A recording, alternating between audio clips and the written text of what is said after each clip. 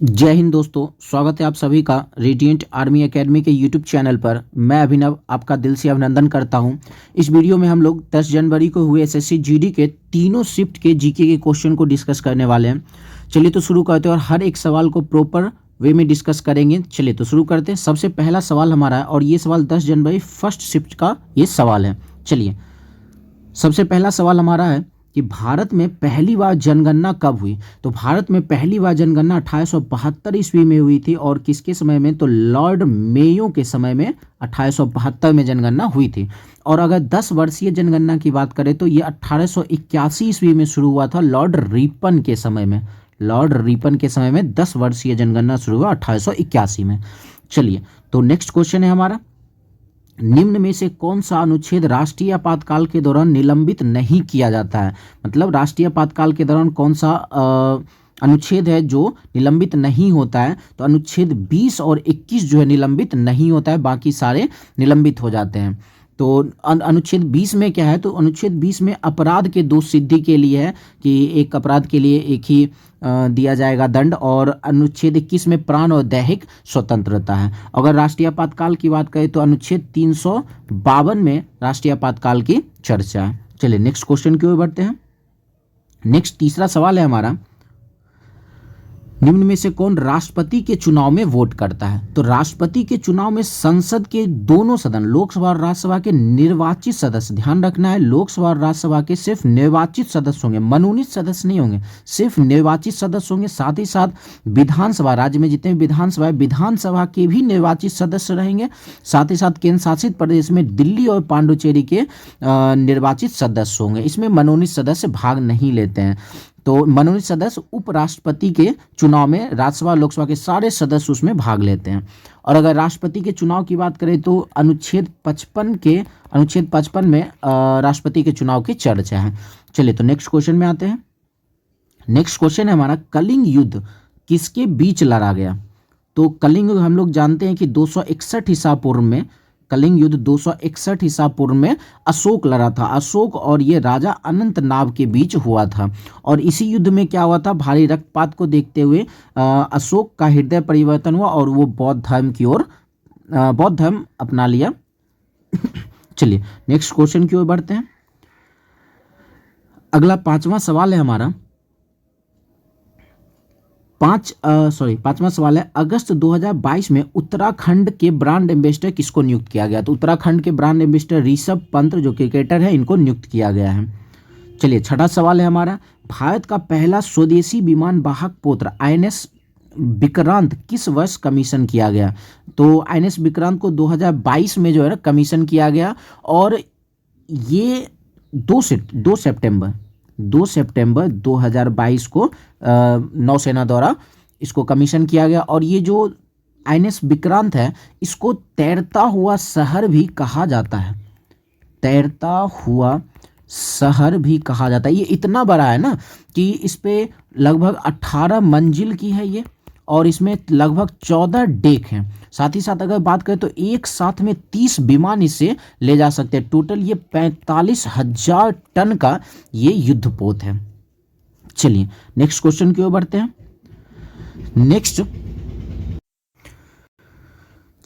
Question हमारा है, निम्न में से कौन सी टीम विजय हजारे ट्रॉफी 2017-18 की विजेता थी? तो 2017 में जो विजय हजारे ट्रॉफी है जो क्रिकेट से संबंधित है, ये जो कर्नाटक जीता था। और कर्नाटक ने किसको हराया था? तो सौराष्ट्र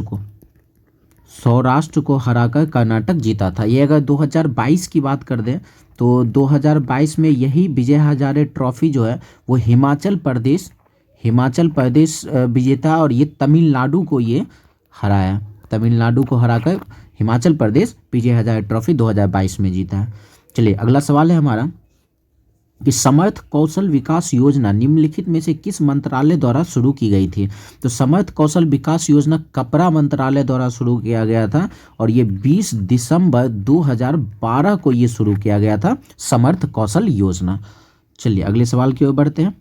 केंद्र सरकार द्वारा ये शुरू किया गया था। अगला सवाल है कि निम्न में से कौन सा रूपांकन 2000 रुपए के नोटों पर मौजूद रहता है। तो 2000 रुपए के नोट पर मंगलयान का चित्र रहता है। यही अगर 500 रुपए की बात करें तो 500 रुपए में लाल किला का चित्र रहता है। और अगर 200 रुपए की बात करें तो 200 रुपए पर सांची के स्तूप का चित्र रहता है। सांची का स्तूप जो मध्य प्रदेश में है। यही अगर 100 रुपए की बात करें तो 100 रुपए के नोट पर रानी की पाव का चित्र रहता है जो गुजरात में पड़ता है। और अगर 50 रुपए की बात करें तो 50 रुपए में हम्पी, जो कर्नाटक का हम्पी का खंडर है, उसका चित्र रहता है। और अगर 20 रुपए की बात कर दें तो 20 रुपए में एलोरा का चित्र रहता है जो औरंगाबाद महाराष्ट्र में पड़ता है। और अगर 10 रुपए की बात कर दें तो 10 रुपए में कोणार्क के सूर्य मंदिर का चित्र रहता है जो उड़ीसा में पड़ता है। चलिए अगले सवाल की ओर बढ़ते हैं। नेक्स्ट क्वेश्चन हमारा है, निम्नलिखित में से कौन सा त्यौहार महाराष्ट्र में बुल पूजा से संबंधित है। तो बुल पूजा से पोला एक त्यौहार है जिसमें क्या होता है ना, ये महाराष्ट्र और साथ ही साथ मध्य प्रदेश और छत्तीसगढ़ में भी मनाया जाता है। ये किसानों के द्वारा ये त्यौहार मनाया जाता है जिसमें बैल और साथ ही साथ घोड़े की पूजा की जाती है। चलिए अगले सवाल की ओर बढ़ते हैं। नेक्स्ट हमारा सवाल है, निम्नलिखित में से कौन सा दुनिया की सबसे ऊंची इमारत है। तो दुनिया की सबसे ऊंची इमारत बुर्ज खलीफा है और इसका निर्माण 2010 में कंप्लीट हुआ था, पूरा हुआ था। और ये टोटल 2717 फीट ऊंचा है। अगर मीटर में बात करें तो ये 554 मीटर ऊंचा है, जिसमें टोटल 123 मंजिल की ये इमारत है। चलिए अगले सवाल पे आते हैं। नेक्स्ट क्वेश्चन है, किस ग्रह को हरा ग्रह कहा जाता है। तो अरुण, यूरेनस को जो है हरा ग्रह कहा जाता है और ये हरा रंग है, इस पर मीथेन CH4 की उपस्थिति के कारण ये हरा रंग दिखता है। नेक्स्ट क्वेश्चन है, निम्नलिखित में से कौन यूक्रेन के वर्तमान राष्ट्रपति व्लादिमीर जेलेंस्की है। और ये यूक्रेन का युद्ध हाल ही में रूस के साथ बहुत ही भयानक युद्ध हुआ था। तो यूक्रेन के राष्ट्रपति जेलेंस्की। चलिए अगले सवाल की ओर बढ़ते हैं। अगर रूस की बात करें तो रूस के राष्ट्रपति व्लादिमीर पुतिन है। नेक्स्ट क्वेश्चन है, PYGM का पूर्ण रूप क्या है। तो PYGM का प्रधानमंत्री ग्रामोदय योजना है और प्रधानमंत्री ग्रामोदय योजना की शुरुआत 2000 ईस्वी में हुआ था केंद्र सरकार द्वारा। चलिए नेक्स्ट क्वेश्चन है, उत्तराखंड ने निम्न में से किस वर्ष में राज्य का दर्जा प्राप्त किया। तो उत्तराखंड 9 नवंबर 2000 ईस्वी को उत्तराखंड बना था और ये भारत का 27वां राज्य था। और इस उत्तराखंड का पहले उत्तरांचल इसका पुराना नाम है, जहाँ पर फूलों की घाटी चमोली बहुत विश्व प्रसिद्ध है। चलिए नेक्स्ट क्वेश्चन है, कान्हा टाइगर रिजर्व किस राज्य में। तो कान्हा टाइगर रिजर्व मध्य प्रदेश में है। नेक्स्ट क्वेश्चन है, नोबडी लाइक्स अ जोकर किसके द्वारा लिखी गई। नोबडी लाइक्स अ जोकर टेस हेकस्टेप द्वारा लिखा गया है। अगला सवाल है, निम्नलिखित में से कौन सी श्रीलंका की राजधानी है। तो श्रीलंका की राजधानी श्री जयवर्धने कोट्टेपुरम है और पहले इसकी श्रीलंका की राजधानी कोलंबो थी और अभी फिलहाल ये श्री जयवर्धने कोट्टेपुरम है। अगला सवाल है, गौतम बुद्ध ने अपना पहला उपदेश कहाँ दिया। तो गौतम बुद्ध ने अपना पहला उपदेश सारनाथ में दिया और प्रथम उपदेश धर्म चक्र प्रवर्तन कहलाया। सर्वाधिक उपदेश की बात करें तो सर्वाधिक उपदेश श्रावस्ती में दिए थे। चलिए नेक्स्ट क्वेश्चन है, भारतीय संविधान का कौन सा अनुच्छेद 75 किससे संबंधित है। तो अनुच्छेद 75 प्रधानमंत्री से संबंधित है और इसमें कहा गया है कि प्रधानमंत्री की नियुक्ति राष्ट्रपति करेंगे, साथ ही साथ अन्य जो मंत्री होंगे उनकी नियुक्ति प्रधानमंत्री की सलाह पर राष्ट्रपति ही करेंगे। चलिए अब हम लोग नेक्स्ट शिफ्ट की बात करते हैं। 10 जनवरी ये सेकेंड शिफ्ट का, अब इसमें टोटल 20 क्वेश्चन होंगे। चलिए अगला सवाल है हमारा, निम्नलिखित में से किसके शासनकाल में चीन की महान दीवार का निर्माण करवाया गया था। तो चीन की महान दीवार का निर्माण जो है किन शी हुआंग ने करवाया था और ये 220 ईसा पूर्व से 226 ईसा पूर्व के बीच में चीन की दीवार का निर्माण करवाया गया था। चलिए अगला सवाल है, TH विनायक राम किससे संबंधित है। तो TH विनायक राम तबला वादक है। साथ ही साथ अगर तबला वादक में बात करें तो अल्लाह रखा भी प्रसिद्ध तबला वादक थे। चलिए नेक्स्ट क्वेश्चन है, फीफा के नियमों के अनुसार गोल पोस्ट की ऊंचाई कितनी होती है। तो फीफा के नियमों के अनुसार गोल पोस्ट की ऊंचाई 7.32 मीटर होती है। नेक्स्ट क्वेश्चन है, फीफा का मुख्यालय कहाँ। फीफा जो फुटबॉल कप से संबंधित है, फीफा कप फुटबॉल से संबंधित है।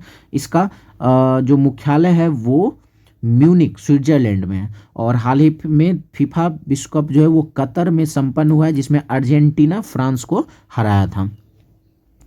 चलिए अगले सवाल की ओर बढ़ते हैं। पांचवा सवाल है, भारत की प्रथम महिला राज्यपाल कौन थी?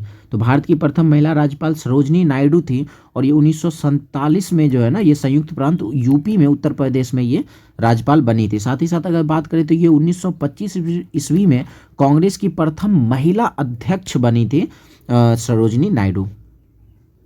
चलिए अगला सवाल है, कालबेलिया नृत्य शैली किस राज्य से संबंधित है? जो कालबेलिया नृत्य है ये राजस्थान से संबंधित है। ये कालबेलिया नृत्य सपेरों का एक नृत्य होता है, इसमें सांप जैसी मुद्रा ही बनाया जाता है। तो कालबेलिया नृत्य राजस्थान में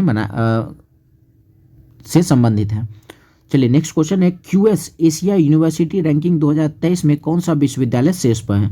तो क्यूएस एशिया यूनिवर्सिटी रैंकिंग में पेकिंग यूनिवर्सिटी जो चीन में है ये शीर्ष पर। अगर भारत की बात करें तो आईआईटी बॉम्बे जो है ये बॉम्बे इसमें 40वें स्थान पर इसका स्थान प्राप्त है।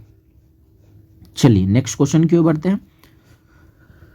नेक्स्ट क्वेश्चन है, 2018 में ICC cricketer of the year पुरस्कार किसको दिया गया? 2018 में ICC cricketer of the year पुरस्कार विराट कोहली को दिया गया। और अगर महिला में बात करें 2021 का जो ICC cricket of the year award है वो स्मृति मंधाना को मिला है। और पुरुष में अगर 2021 में बात करें तो शाहीन अफरीदी को दिया गया है ICC cricket of the year award.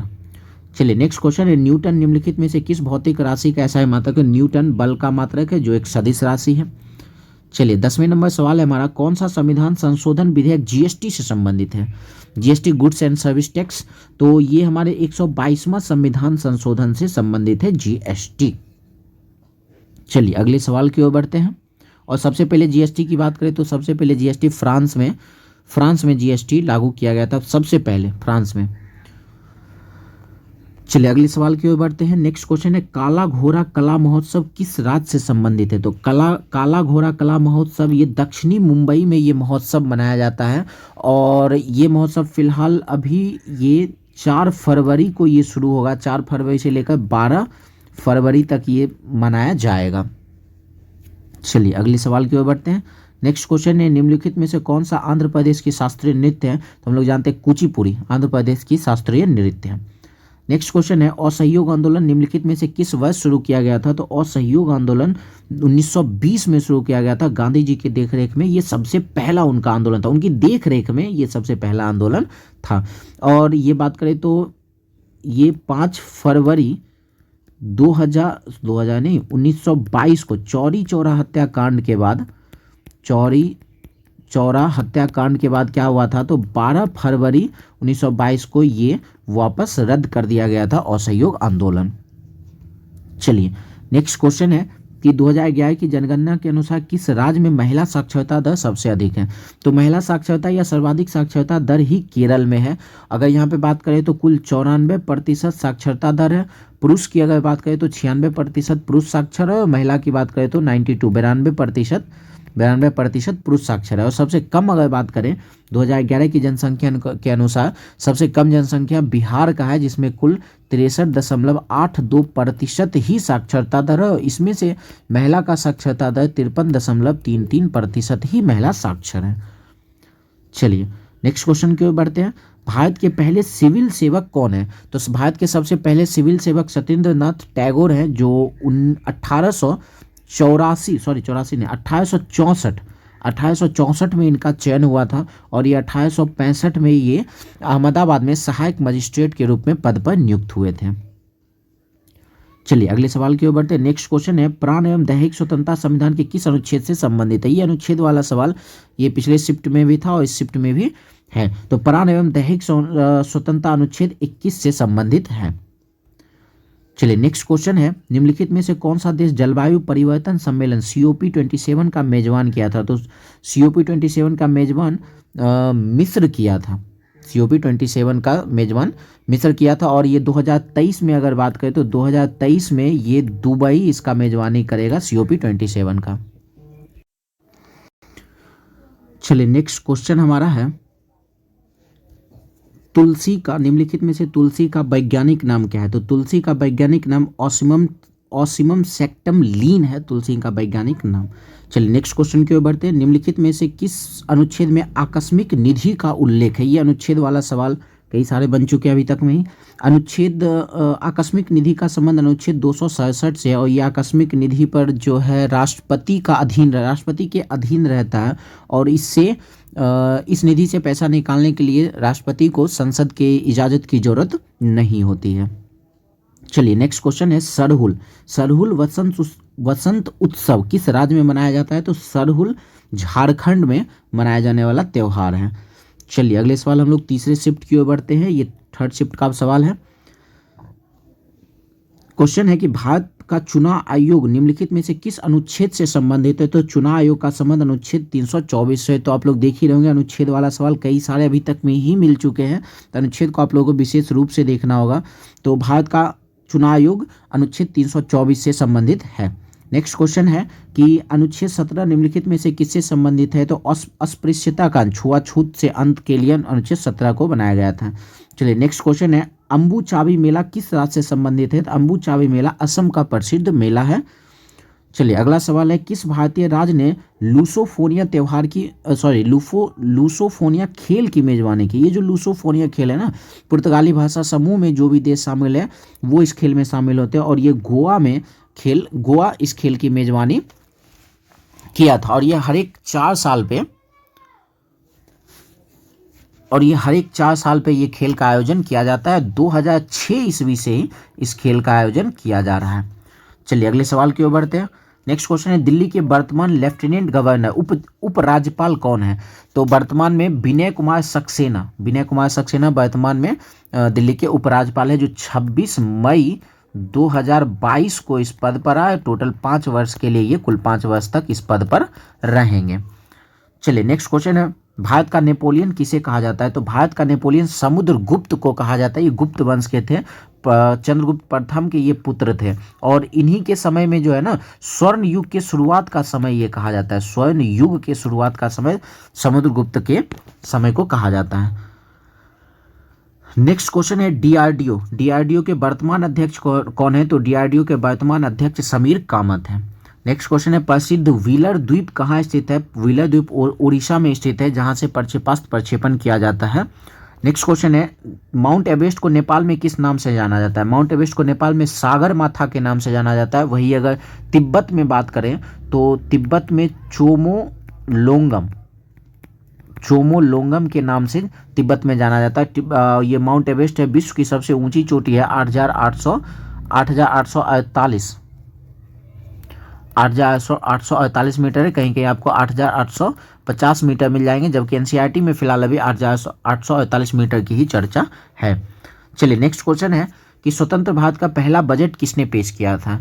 तो स्वतंत्र भारत की अगर बात करें तो 1947 में सनमुखम चेट्टी द्वारा स्वतंत्र भारत का पहला बजट पेश किया गया। वही अगर गणतंत्र भारत की बात करें तो जॉन मथाई 1951 में बजट पेश किए थे। तो सनमुखम चेट्टी ना होने के कारण इस सवाल का उत्तर जॉन मथाई हुआ। चलिए नेक्स्ट क्वेश्चन है भारत के साथ कितने देश अपनी सीमाएं साझा करती है? तो भारत के साथ कुल 7 देश अपनी सीमाएं साझा करती है, जिसमें से अफगानिस्तान है, पाकिस्तान है, उसके बाद भूटान, फिर नेपाल, फिलहाल राइटिंग पे ध्यान ना दें, नेपाल, फिर और चीन है, साथ ही साथ म्यांमार है, और कितने हो गए 1 2 3 4 5 6 म्यांमार है, साथ ही साथ एक कौन सा बच गया बांग्लादेश है। अगर वही समुद्री सीमा की बात करें तो समुद्री सीमा में 3 देश लगता है, श्रीलंका, मालदीव और इंडोनेशिया। चलिए नेक्स्ट क्वेश्चन है विश्व एड्स दिवस 2022 का थीम क्या है? तो विश्व एड्स दिवस जो 1 दिसंबर को मनाया जाता है, इक्विलाइजर इसका थीम था, मतलब समाज में असमानता को दूर करते हुए एड्स को जड़ से हटाने के लिए एक कदम। चलिए अगले सवाल की ओर बढ़ते हैं। नेक्स्ट क्वेश्चन है केबुल लेमजाओ राष्ट्रीय उद्यान निम्नलिखित में से किस राज्य में है? तो केबुल लेमजाओ ये मणिपुर में है और ये पूरे भारत का एकमात्र तैरता हुआ तैरता हुआ राष्ट्रीय उद्यान है और ये पूरा का पूरा राष्ट्रीय उद्यान जो है ये लोकटक झील का ही हिस्सा है ये, इसीलिए इसको तैरता हुआ राष्ट्रीय उद्यान कहा जाता है। और बात करें, ये एक जीव होता है संगई, एक जीव है संगई जो हिरण की एक प्रजाति है, इसके लिए ये प्रसिद्ध है, जो संकटग्रस्त में फिलहाल है। चलिए नेक्स्ट क्वेश्चन की ओर बढ़ते हैं। नेक्स्ट क्वेश्चन है, निम्नलिखित में से कौन आईसीसी महिला खिलाड़ी ऑफ द मंथ, अक्टूबर में आईसीसी महिला खिलाड़ी ऑफ द मंथ किसे दिया गया? नीदा डार को दिया गया, जो पाकिस्तान की महिला खिलाड़ी है क्रिकेट की। चलिए नेक्स्ट क्वेश्चन है, a brief history of time के लेखक कौन है? तो ब्रीफ हिस्ट्री ऑफ टाइम के लेखक स्टीफन हॉकिंग्स की पुस्तक, ये प्रसिद्ध पुस्तक है। चलिए अगला सवाल है, भारत में जनगणना कितने वर्ष के बाद की जाती है? तो भारत में जनगणना 10 वर्ष के बाद की जाती है, जो सबसे पहला सवाल हम लोग डिस्कस कर चुके हैं। और ये 1881 ईस्वी में 10 वर्षीय जनगणना शुरू हुआ था लॉर्ड रिपन के समय में। चलिए अगले सवाल की ओर बढ़ते हैं। नेक्स्ट क्वेश्चन है, 44वां संविधान संशोधन कब लागू किया गया? 44वां संविधान संशोधन 1978 में हुआ था और इस संविधान संशोधन को लघु संविधान भी कहा जाता है, क्योंकि इसमें बहुत सारे बदलाव किए गए थे। इसमें प्रसिद्ध धर्मनिरपेक्ष शब्द भी इस 44वां संविधान संशोधन में जोड़ा गया था। चलिए अगले सवाल की ओर बढ़ते हैं। राजत्व का संविधान किसके शासनकाल में लागू किया था? राजत्व का सिद्धांत बलबन दिया था, जो गुलाम वंश का शासक था। चलिए नेक्स्ट क्वेश्चन है, अनुच्छेद 280 का संबंध किससे है? तो अनुच्छेद 280 का संबंध वित्त आयोग से। ये अनुच्छेद वाले सवाल बहुत सारे फिलहाल तो हैं। निम्नलिखित में से किसने गुरु तेग बहादुर की हत्या की थी? तो गुरु तेग बहादुर की हत्या औरंगजेब ने करवाया था और ये इस्लाम धर्म न स्वीकार करने की वजह से औरंगजेब ने गुरु तेग बहादुर की हत्या करवा दिया था। इन्हीं गुरु तेग बहादुर ये 9वें गुरु थे, 9वें, और इन्हीं के पुत्र थे वो 10वें गुरु गोविंद सिंह थे। चलिए तो आशा करते हैं कि आपको ये सीरीज पसंद आया होगा, और अगर आपको पसंद आया होगा तो अपना फीडबैक ज़रूर दें। और मिलते हैं हम लोग नेक्स्ट वीडियो में, और इसके मैथ्स का भी फुल डिस्कशन के साथ अपलोड कर दिया जाएगा। चलिए तो मिलते हैं हम लोग नेक्स्ट वीडियो में। धन्यवाद।